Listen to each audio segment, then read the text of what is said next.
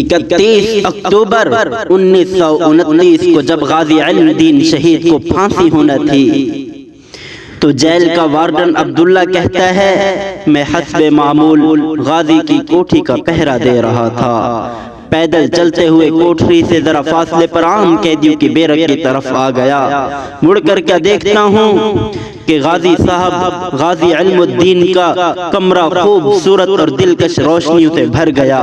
میں یہ سمجھا کہ علم الدین شہید نے اپنے کمرے کو آگ لگا لی ہے۔ اتنے میں کیا دیکھتا ہوں کہ نور کا ایک بادل ہے جو تیزی سے آسمانوں کی طرف چلا گیا۔ وہ کہتا ہے میں بھاگم بھاگ کوٹھی کی طرف بھاگا، اندر گیا تو کیا دیکھتا ہوں پورا کمرہ بہترین اور مسحور کن خوشبوؤں سے معطر و منور تھا، اور غازی علم الدین حالت سجدہ میں زارو قطار رو رہے تھے۔ تھوڑی دیر بعد اٹھے تو میں نے ان کی قدم بوسی کی اور خود بھی بے اختیار رونا شروع کر دیا۔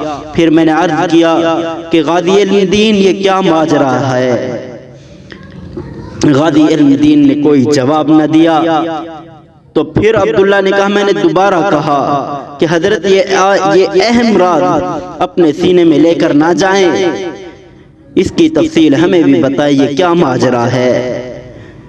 تو وہ کہتا ہے میں بہت اصرار کیا تو غازی علم الدین نے کہا عبداللہ تمہیں معلوم ہے مجھے کل پھانسی ہو رہی ہے، میری دل جوئی اور حوصلہ افزائی کے لیے شافع محشر حضور اقدس صلی اللہ علیہ وسلم اپنے خاص صحابہ کرام رضوان اللہ تعالی علیہم اجمعین کے ساتھ یہاں خود تشریف لائے اور بڑی محبت اور شفقت فرمائی۔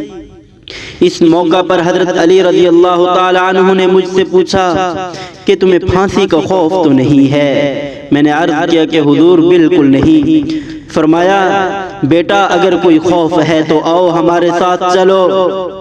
غازی علم الدین نے کہا کہ میں نے عرض کی کہ حضور ایسی بات نہیں ہے، میں تو بہت خوش اور مطمئن ہوں۔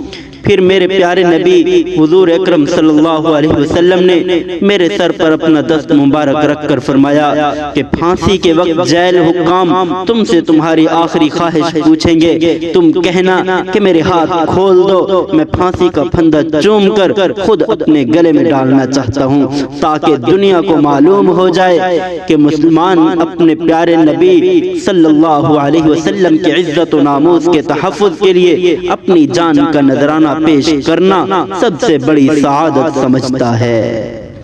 دوسرا یہ کہ تم روزہ رکھ کے آنا، میں تمام صحابہ کرام اور فرشتوں کے ہمراہ حوض کوثر پر تمہارا استقبال کروں گا اور ہم سب روزہ اکٹھے افطار کریں گے۔